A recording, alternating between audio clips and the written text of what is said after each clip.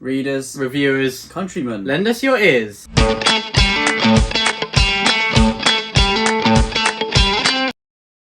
Welcome back to the Brothers Gwynne. Today, myself, Will, and my brother Ed are going to be talking about what we read in the month of May.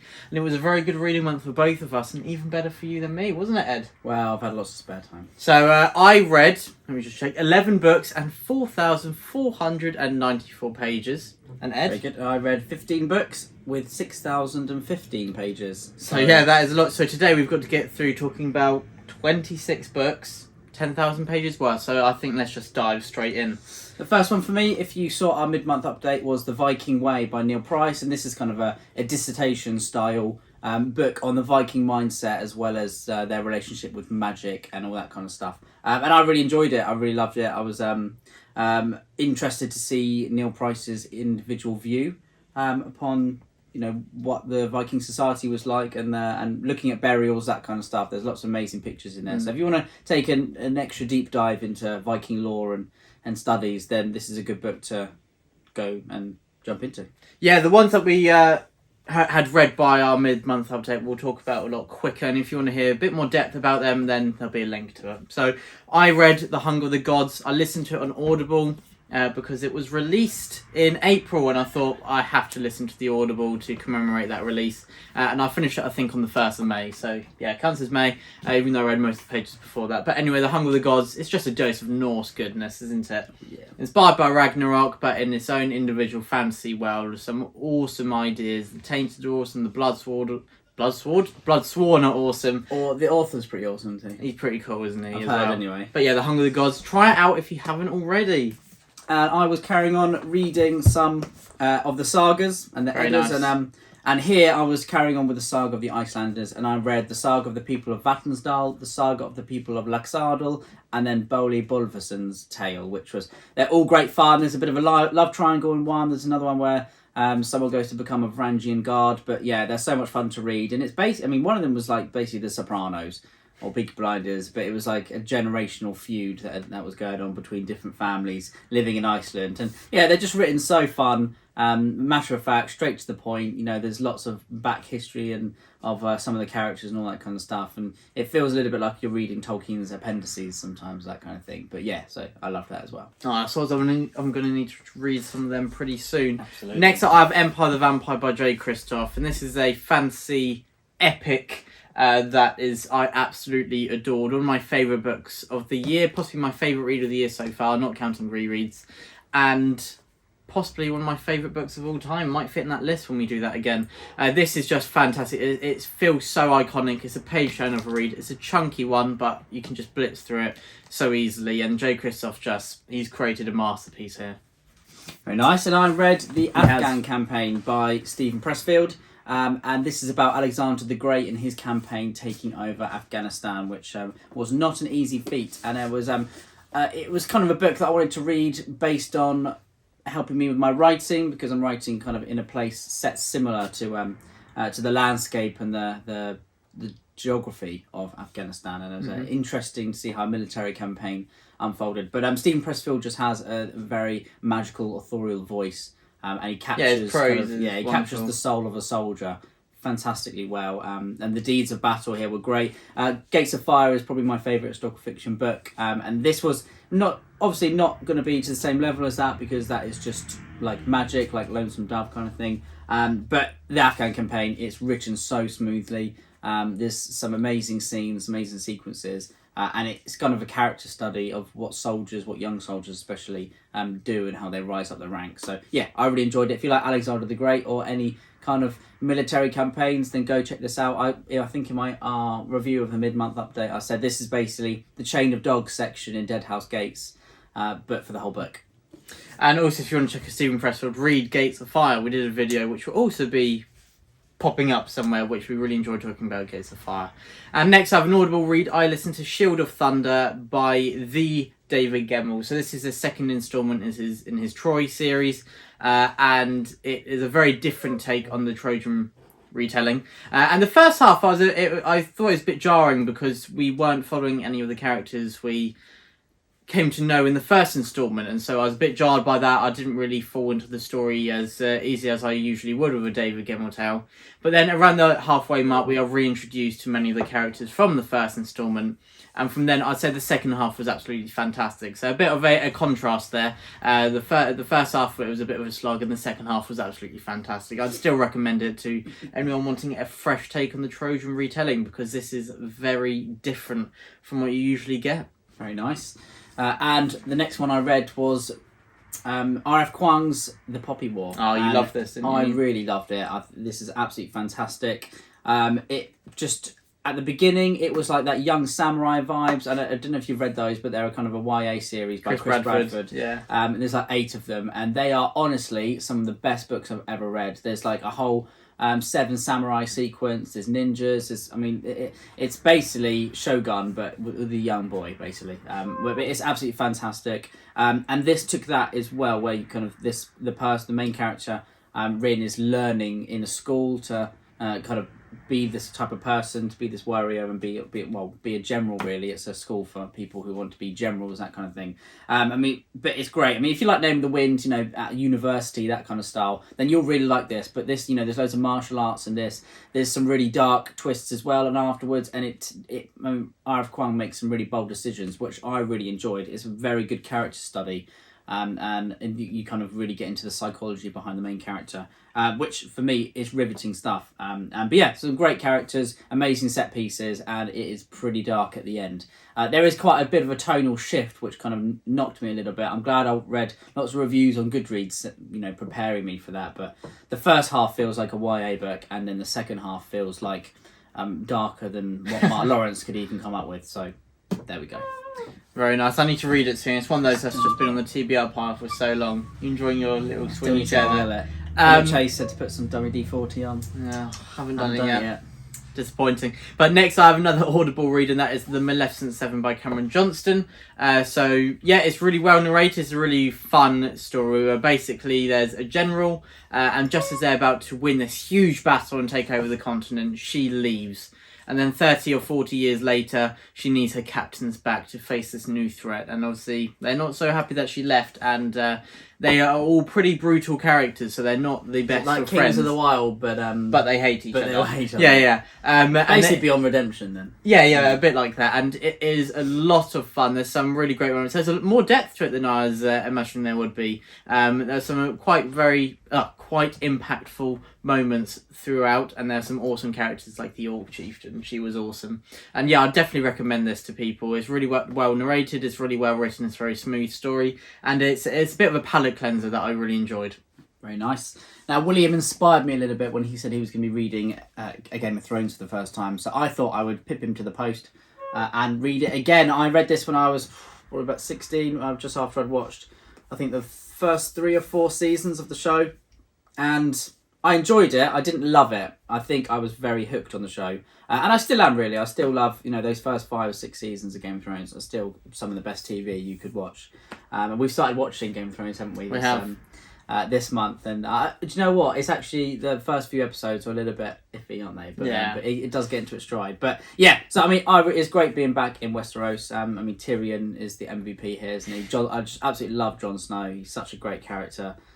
He's kind of the only decent bloke in the world of Westeros, and then A Song of Ice and Fire, which is very rare to find. But yeah, George R. R. Martin kind of writes in a very unique way, and he's got such a history. I think the reason why fans can love Game of Thrones so much is because, similar to The Lord of the Rings, there's a backlog of history that makes the world feel so real and vibrant. And there is so much to get into, and there's so many different cultures that you could, if you like horse cultures, then you'll want to read more about the Dothraki. If you like kind of 15th century knights and politics and intrigue, then you'll love King's Landing, that kind of stuff. If you just like, the North, anything cold, if you like Skyrim or anything like that, then you'll love Winterfell and the Starks and all that. So yeah, great characters mixed with a very grimdark feel, great dialogue, and some very unique choices and world building. So yeah. And as you can see, that's my bookmark. I'm near the end, about 100 pages left now. And yeah, I think it's also just incredible, but I'll be talking more about my thoughts in June. And we might even do a video just about Game of Thrones. Maybe. But next up, I have I didn't read the complete works of Shakespeare, but I've read Hamlet, which is embedded within. And Hamlet is often recognised as Shakespeare's greatest work of literature, and it was certainly a really great read. I think I still perhaps prefer Macbeth, but Hamlet as a character in himself is absolutely exceptional and possibly is the best character I've read in any Shakespeare play. And I think that is a really expert exploration of a descent into madness, that pursuit of vengeance, how it takes over all, and is it worth it at the end of the day? And well, there's a short answer for that, but I'll let you read if you haven't watched or read the play of Hamlet yet. Yeah, it's definitely worth the read, and yeah, it lived up to the hype. Very nice, Will. And another one that was recommended to me by the old Bill here is Circe, I think, the Audible narrator says. Anyway, so I did listen to this and I read a few chapters as well. But yeah, this was really enjoyable. I loved it. I love Greek mythology and all that kind of stuff. And this is written so nicely, so smoothly. Yeah. I think it's absolutely fantastic. The ending is brilliant. If you've heard of Circe and you've probably read the Odyssey, so you would have encountered her there for a little bit. But this really dives into who she is as a character. And I think it's just the balance of Greek mythology here is fantastic. And you meet all the different characters, and it's a little bit like the Gospel of Loki, where some of them are just absolutely hilarious, and others are, they're kind of flipped on their head, and the trope is subverted. But yeah, it's a lot of fun, and it's written so just smoothly, and it's very, very beautiful, really. So I definitely recommend this if you just like nice writing, if you like intriguing characters, and if you like Greek mythology. Yeah, it's awesome. And Madeline Miller, I think that I enjoyed Song of Achilles, but I think Circe, however you say it, is a huge step I think so, up. Yeah. And next up, I listened to The Bone Ship's Wake. And this is by R.J. Barker, the finale of the trilogy Tide Child. And yeah, it's been quite a ride. I've grown quite attached to quite a few of these characters. Lucky Mees is a great character in this. And yeah, I think that at the beginning, it took me a little bit to get back into the third installment. It might be because I left a bit of a gap, I think 2-3 months between the second and third installment. And that was probably me, and there wasn't a section reintroducing you into what has happened. So it took me a little while to realise what has happened to the characters. But once it hit its flow, it was really good. And the climax, the culmination of this series, it is fantastic. And it's very impactful. Again, a really great ending to a trilogy. And I was wondering, I was like, there's only an hour of this left. How is he going to wrap it up? But R.J. Barker did a really great job. Very nice. And I know a lot of people are kind of put off by nautical tales, but I think this is quite different. And yeah, try it out. Yeah, I can honestly say I'm not a huge fan of nautical tales really, but when I read the first book by R.J. Barker in that trilogy, I really enjoyed it. I think it was really fun, and yeah, he handles kind of the sea voyages in a way that I haven't read before. Yeah. I read the second book of the Gentleman Bastards series, and I just was not a big fan of that at all, really. There's just too much time on a boat. It's funny because I love Jaws, the film. So yeah. What is it about nautical books? Have you read Moby Dick yet? I have read Moby Dick, but I was very young. Oh, I loved it, yeah. A huge whale trying to eat everyone. That is the epitome of nautical books. Yeah, that is true. I would like to reread it, actually. And the next one for me was a non-fiction, which is called Scalp Dance, and this is all about the history of warfare on the high plains in America in the 19th century. And now, what makes this book good, or fantastic in my opinion, is that basically hardly any of it is conjecture. Pretty much all of it is taken from direct sources, and Thomas Goodrich uses so many quotes, so many passages that are actually written by people who have experienced warfare, kind of this style of warfare as well on the plains in America in the 19th century.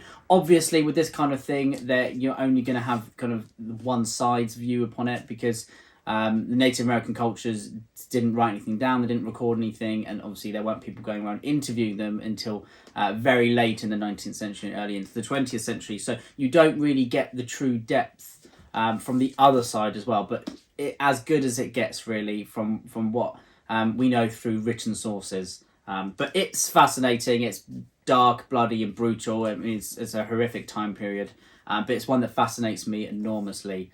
And there's so, I think Thomas Goodrich writes really well, and I just really like how he uses so many different sources as well within his writing. So, yeah. Very nice, Ed. And next up I have The Wolf Den by Lodi Harper. So I read this, just thought I'd read something a bit different to what I usually do. and this is historical fiction, and it is about slaves who are forced to work in a brothel. This was absolutely fantastic. It hooked me very early on and it refused to let go. This is a really tense, brilliant tale that explores the depravity of humanity, how evil mankind can be, but also some of the heroic aspects as well, and the power of camaraderie and the need for survival as well. It's a very expert exploration of the human psyche, I think, and it's a very emotional and impactful tale. It is not for the faint of heart. It is quite hard-hitting, and The Wolf Den I thought was fantastically written. Elodie Harper did a brilliant job of just creating a great balance, and yeah, I'm really looking forward to reading the sequel, which was released in May, but I might leave it a month or two because this is going to be a trilogy. And so if I leave it 2-3 months, then there won't be too long until the next instalment. So yeah, The Wolf Den I really would recommend. It might be a bit out of what you usually read, a bit out of your comfort zone, but I think this is one of those that many people will absolutely adore. And many already do because it's been very successful. But yeah, The Wolf Den. Yes, it has. Sounds like it's right up my street, and I love that cover as well. The next one for me was Mark Lawrence's The Liar's Key, which is book 2 in the Red War. I always get this wrong. The Red Queen's War or something like that. It's embarrassing, really, isn't it? Yeah, it's when he gets something wrong once. Yeah, exactly. That is it, isn't yeah. it? And then I've even double checked so many times, but now I've forgotten again. So The Liar's Key, book 2. This is, I think, Mark Lawrence's biggest book. It's like 670 pages. Oh, really? And it is absolutely fantastic. The relationship between Snorri and Jalen, Prince Jalen, who's basically Jezzel, if you read the first law. Is fantastic, and the relationship between them is so much fun as it goes through, and it plays out in some really interesting ways. There's a lot of Norse mythology in here, so you see a lot of characters appearing from Norse mythology, and I just love Mark Lawrence's writing style. I don't think there's anyone who can say that he doesn't write beautifully. He's got a bit of a poet really when he comes to writing. It's quite stripped back, isn't it? But very lyrical at the same time. It's so impressive as well. But there's a lot of humour, there's a lot of heart as well, and there's a lot of fun to be had with this book as well. And I really cannot wait to finish the trilogy. Oh, it's one I really need to read, but I need to read the Broken Empire trilogy first. Yes, so I've read everything after Red Queen's War now, except the final instalment that was released in April of Book of the Ice, which I need to get to. But next up, I have a Mark Lawrence book as well, Dispel Illusion, which is the finale of the Impossible Times trilogy. And yeah, I thought this was a great ending, really fun. It's kind of inspired by that kind of Stranger Things feel in the 80s, and then we have a bit of time travel, the supernatural in there. And yeah, it's done in a really awesome way. And definitely not his biggest book, but Mark Lawrence packs a lot in there, and there's some great character relationships in there. And yeah, it's a really great read, and a quick one as well that I'd recommend to anyone who wants to read a bit more of Mark Lawrence out there. Godborn by the YouTuber Dan Davis, who runs a Bronze Age YouTube channel, which is very fascinating. Go check it out. Is a great book. It is basically Hercules, his trials. I think it's his 12 trials. And it is fantastic. It is a book set in Europe, I think it's about 3000 BC, so the Bronze Age. And it's about these different tribes at war, really. And then one character who's very young, in a tribe is just making his way, trying to survive, basically. And it is a bit of a harrowing read. It's pretty intense. There's lots of fantastical scenes as well, which I think if you like fantasy, then to see that within historical fiction is a lot of fun as well. I think it's a good kind of bridging point. But this is, it's a very action-orientated book with lots of focus on the main character and his development. And it achieves a lot. It's a lot of fun, so easy to read, and there are some insane set pieces that you just don't really read anywhere else. But it's so cool to have it in historical fiction as well, and those fantasy scenes are a lot of fun. Very nice. It's definitely one I need to check out. And he's got a channel, hasn't he? He does have a channel. Yeah, you can check that out as well. I'll mention it in the description below. But next I have King, which is another Audible read of mine. I got through a lot of Audible books. It's been quite nice weather. Just going for a lot of walks, listening to an Audible book. But yeah, King is the finale, another series I finished this month, of Richard the Lionheart trilogy by Ben Kane. First series I read by Ben Kane, and it was absolutely fantastic. So I'm going to be reading his Hannibal and Roman series at some point for sure. King is a very emotional tale where Richard the Lionheart, He did some terrible things, but he's not the character we follow, but we're very close to him in someone called Rufus, and he is or Ferdia as he's also known, and he's a great character with this conflict of identity that is really interesting to follow throughout this trilogy. And yeah, it's a really, we kind of, well, I won't say in case you don't know, but I know the history, so I knew how it was going to end, but Ben Kane still crafted this story in a way that was really impactful. And yeah, I definitely recommend this if you like historical fiction. Thank you very much, Will. Thank you. I will check it out. Yeah, I love Philip Stevens' narration, and obviously I've never read Ben Kane. I would really like to read Ben Kane's Hannibal series first, and then I'll get to his Richard the Lionheart. For me now was Of Blood and Bone, of Blood and Fire. You did that last time. I did it last time as well, by Ryan Cahill. I'm so used to saying Of Blood and Bone. And this was a great book. I think one of our viewers very aptly said it is Eragon for adults, which I think sums it up brilliantly. It's such a nice kind of coming home feel or type of fantasy, which I really adored. But then it really takes the story to the next level, and it really ramps up tension. There's some great characters. The POVs are brilliant. Ryan Cahill's got a really nice style of writing that just sucks you in. It is like a vacuum. Absolutely. And I really enjoyed it. I can't wait to continue it. The Audible narrator was fantastic. And I think Ryan Cahill's doing such a good job with kind of his self-published series at the moment. I know that you've been inspiring me to go read them as well. Well, you've been hassling me, but I'm glad you did. And yeah, well, definitely, I'd love to do a review kind of the trilogy of Ryan Cahill's, all of his work. Yeah, The Bound and the Broken. When we've read them, I'm sure they're so easy to read, so we'll definitely finish them by the end of the year. And we'll probably do a Why You Should Read video, I'm sure, won't we? We probably will. Absolutely. But yeah, I love it so far. I mean, if you like that classic fantasy feel, but with a more modern approach, then this is definitely something, this is for you. And talking about Ryan Cahill, I read his novella The Fall, which is great. It's very, very, very short. But yeah, I thoroughly enjoyed this. This shows us a bit of the history of the series The Bound and the Broken. We're taking a few hundred years before Of Blood and Fire, which was the first installment in the main series. And this is basically a large battle, a conflict that we're thrust into. We're thrust into dragon riders, a lot of betrayal, a city being burned down, and a lot of different orders coming into play, and a bit of the magic as well. Would you recommend reading that before Of Blood and Fire? I think this would be a good taster, but I think also it's fine to read Of Blood and Fire first, because I think Ryan Cahill is writing these novellas. He's got another one coming out called The Exile, which is meant to flesh out the world, but you don't have to have read it, and it's not even really needed. If you love the world and you want a bit more to it, then here it is, and I think a lot of people will enjoy reading The Fall. Ed, yeah, this should be your next read. Thank you. In the world of The Bound and probably the Broken. Will be. The next one for me was Fevered Star by Rebecca Roanhorse. I loved Black Sun. That was fantastic. And what I love about what Rebecca Roanhorse has created here is this really interesting world. It's kind of influenced by, or inspired by, should I say, the Mesoamerica period of America, obviously. And it's the cultures here that play out are just so unique to her own world. That it is just so much fun to read. It's vibrant, it's beautiful, it's really dark as well sometimes. The characters are really intriguing, and it just has this different feeling to, kind of Western fantasy, which I really enjoyed. It's very fresh, and it's just a new take, and it's so much fun that we're in a kind of a golden age of fantasy where there are so many different styles of fantasy coming into play, so many different periods being inspired in their works, and so many different places that are being written about. And one reason why we love fantasy is because they create a whole new world, and Rebecca Roanhorse, it feels like she's created this amazing world that is unique to her, which is really really fun.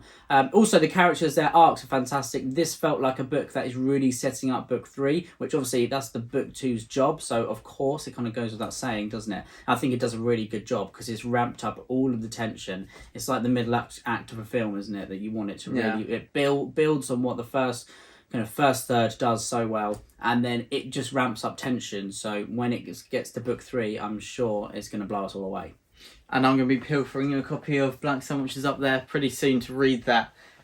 You're going to be guarding it. But next up I have, I think this is my last read. Yeah. Wise Blood by Flannery O'Connor. So this is a bit of a classic. I think it was written in the 1950s, and Flannery O'Connor is recognised as the great Southern writer, I believe, of America. Yep. Sadly, I was a bit disappointed. I think Flannery O'Connor, she does have a lovely writing style, but I found quite a few of her approaches to different themes, such as the conflict of like identity, importance of faith, both in how you're regarded by society and also how you regard yourself.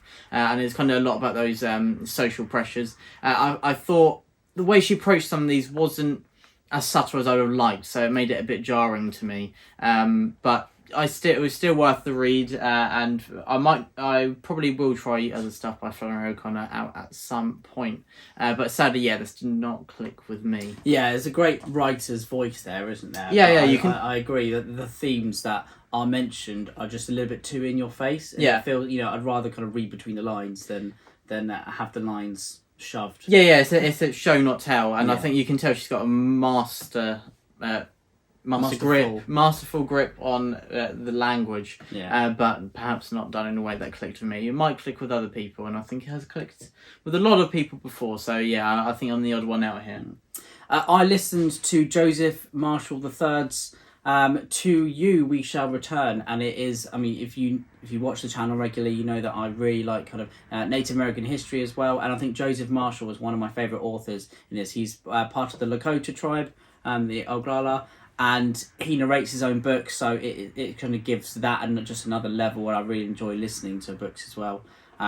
This book is all about kind of lessons that he's learned in his life and kind of his upbringing and things that he learned as a child, which it's such a different world to the one that I've grown up in. It's absolutely fascinating, and I love kind of how he embeds kind of his history, the culture of the people who he's from, and he has that within his own story as well, and how it's reflected in the person who he is today. That everything he does is kind of learned from a lesson, whether he learned it from a grandparent or someone else who he used to live with, or just kind of the history of his people, which I love reading about. So I definitely recommend it. They're so easy to listen to, and they're really short books as well. Anything Joseph Marshall writes is just very to the point, and it's written very beautifully.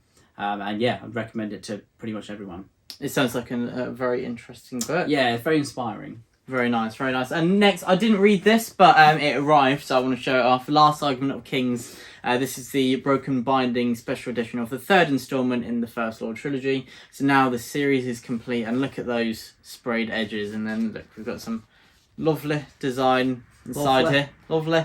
I don't know why I suddenly did that, but it's an awesome edition. And let me just show the foil designs.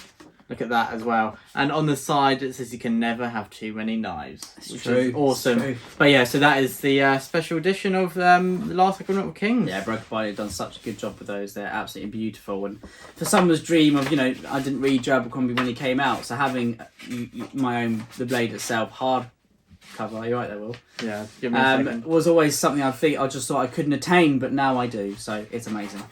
That's awesome. But what was your final read? Is it now your next one? Wow, I'll wait till you start crushing the Last Argument of Kings.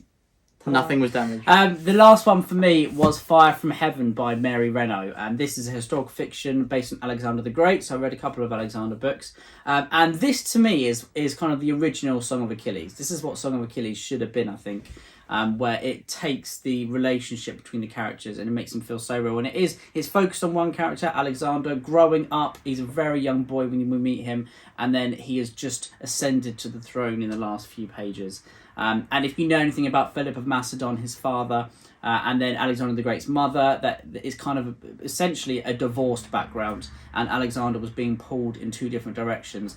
And Mary Renault I think this was written in the 60s, and it is such beautiful writing. It's amazing, and I think there is so much to enjoy here, where that you're really with the character. I like reading fantasy. I know fantasy is popular in the respect of when you follow people like Kvothe from The Name of the Wind, you're following one central character as they grow up. It's a coming of age, isn't it?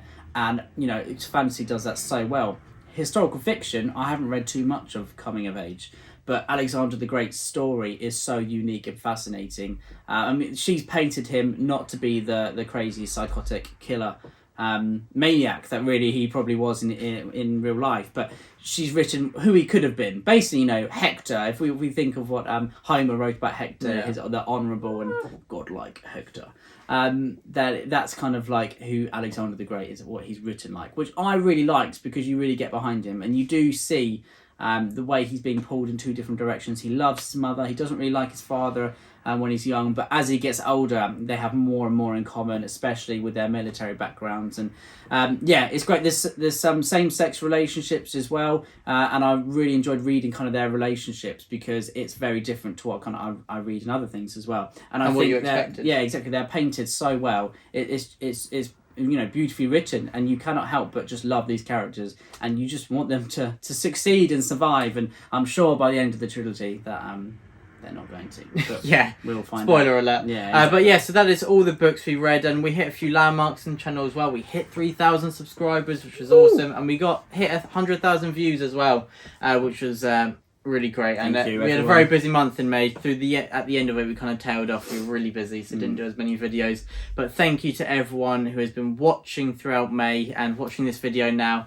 In a few days we'll have our June TBR up, and yeah, hopefully you enjoyed this video. Let us know what you read, let us know what your favourite book of the month was, and let us know your thoughts. We haven't done our book of the month.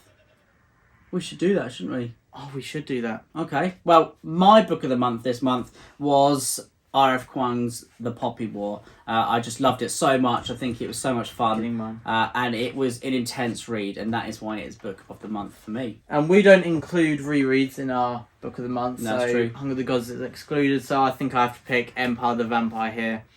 It was absolutely incredible, and oh, wow, I just loved it. Game of Thrones doesn't count because I've not finished it yet, so that's probably going to be my book of the month for June already. But Empire the Vampire was absolutely brilliant. It's so William vivid, was still in my mind. and still is. All really. I was talking about was Empire the Vampire because Ed and Papa Gwynne had read it, so I was just giving them my theories on what would happen. And there's a lot of history to this as well, which is, I think, one of the key features for me anyway, to really fall in love with the world when it's done well. Yeah.